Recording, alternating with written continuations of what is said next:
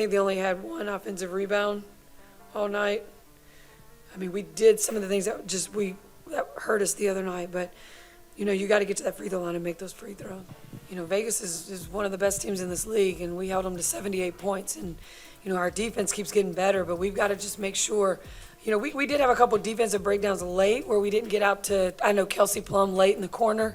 You know, we've just got to make sure that we don't let outside things that we have no control over, like, affect us, especially early in the game. Christy Sides just made a decision that might haunt the Fever for years. With 30 seconds left against the Aces, she passed on Caitlin Clark for the final shot. Let's break down this wild moment and see where it all went wrong. Before we move on, I'd like to ask you a small favor. If you appreciate this content, please take a second to like this video and subscribe to the channel. Over 98% of you watch the videos without subscribing. It costs you nothing, but it makes a huge difference to us. So, did you click the subscribe button? Great, thank you so much. Now back to the video. Before that final play drama, Clark pulled off something even more unbelievable. What caused her to go from 0 points to unstoppable in the blink of an eye? And worked really hard on that part of the game. I have a lot of confidence in her to take that shot.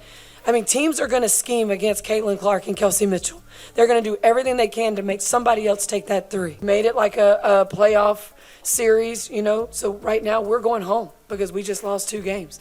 So we've got to regroup, figure out what we can do to get better, get ready for Dallas.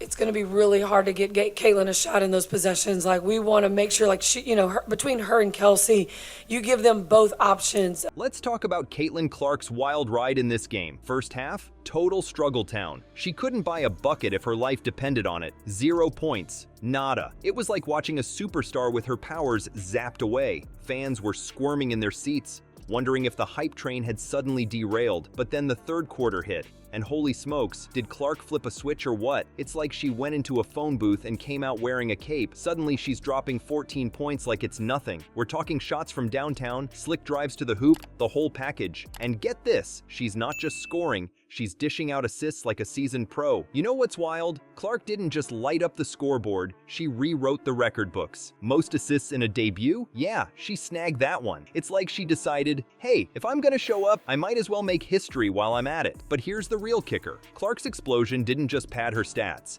It completely changed the game. The whole Fever team caught fire. You could see the energy shift on the court. Teammates were feeding off her momentum, playing with a new swagger. Suddenly, this game that looked like a blowout was turning into a nail-biter. A commentator even said, Caitlin Clark went berserk and single-handedly got the Indiana Fever back in this game. That's not just hype, folks. That's the kind of impact that can turn a loss into a win. With the game on the line, all eyes were on Caitlin Clark. But in a twist nobody saw coming, the ball never touched her hands. What was going through Coach Side's mind in those crucial final moments? Picture this. The Fever are down by 1. The clock's ticking. 30 seconds left. This is it. The moment every basketball fan lives for. You'd think the ball would go straight to Clark, right? She's on fire, breaking records left and right.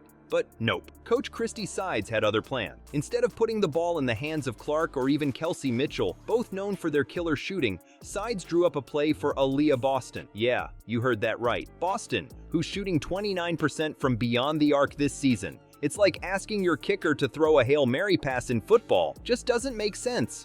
The crowd was stunned, players looked confused, and when the shot didn't fall, oh boy, the arena erupted. Fans were losing it, analysts were scratching their heads. It was like watching a train wreck in slow motion. Only team Indiana has not beaten this season.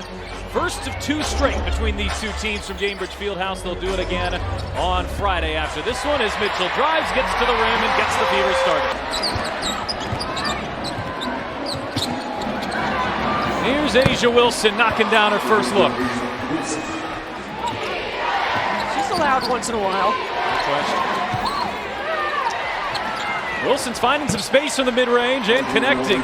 You know what's wild? Sides actually tried to defend her decision. She said, it's going to be really hard to get Caitlin a shot in those possessions. Teams are going to scheme against Caitlin Clark and Kelsey Mitchell. Okay, sure. But isn't that why you have superstar players? To make the impossible possible? The backlash was instant and brutal. People were calling it coaching malpractice. Some fans were even shouting for sides to be fired on the spot. Talk about a tough crowd, but can you blame them? When you've got a player like Clark who just turned the game on its head, you ride that hot hand. It's like sides forgot everything that happened in the third quarter. Clark went from zero to hero, dragging the team back into contention. And then, when it mattered most, she's left watching from the sidelines. That's gotta sting. The final buzzer sounded, but the drama was far from over. Split-second decisions can haunt a team long after the game ends. And for the Fever, this loss wasn't just a mark in the L column. It sparked a firestorm that threatened to consume their entire season. Can a controversial coaching call become the catalyst for positive change? The fallout was immediate and intense. Fans weren't just disappointed, they were furious. Social media exploded with calls for Coach Christie sides to be fired on the spot. It was like watching a pressure cooker burst open,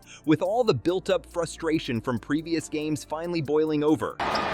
Young leaves it, and it's a 3-ball for Hayes. She actually liked seeing Caitlin Clark pass her because a lot of people didn't realize she was that high up on the college scoring charts as Wheeler buries a 3. She's had that kind of night here so far. Indiana turns it over. They took pretty good care of the ball in the first quarter, just 2 turnovers.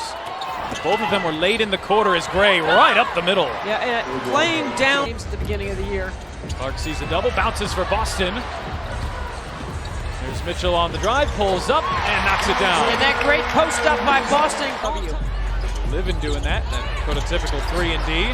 Boston has the size advantage, flips it up, but Clark defended it well. Got to have your left hand there. You got to step through and use that left. But here's the thing, it wasn't just about that final play. Sure, that was the match that lit the fuse, but the powder keg had been building for a while. The Fever's struggles under sides leadership were suddenly under a microscope, and every decision was being questioned. You know what made it even worse? The free throw situation. The Fever went 11 for 20 from the line. That's not just bad, it's like leaving free points on the table. And get this, it wasn't a one-time thing. They'd been struggling with free throws in previous games too. It's like they were sabotaging themselves before Sides even made that final call. Now, Sides didn't just roll over and take the criticism. She came out swinging, trying to defend her decision. She argued that getting Clark a shot in those final moments would have been nearly impossible with the other team scheming against her. But here's the kicker. Isn't that exactly when you want your star player to shine? When the odds are stacked against them? Some fans weren't buying it. They were calling for an experienced coach to take the reins, someone who could guide this young team through the pressure cooker moments of close games. It's like they were saying, we've got the talent, now we need the leadership to match. But hold up, is all this drama necessarily a bad thing? Some fans pointed out that these controversial moments can be huge learning opportunities. It's like when you fail a test in school. Sure, it stings at the moment, but if you learn from it, you come back stronger next time. Think about it. This loss exposed some real issues the Fever need to address. Free throw shooting? That's fixable with practice. Late game strategy? That's something the coaching staff can work on. Even the players can use this as motivation to step up in clutch moments. The big question now is, how will the Fever respond? Will they let this loss define their season, or will they use it as fuel to come back stronger? It's not just about X's and O's anymore. It's about mental toughness and team chemistry.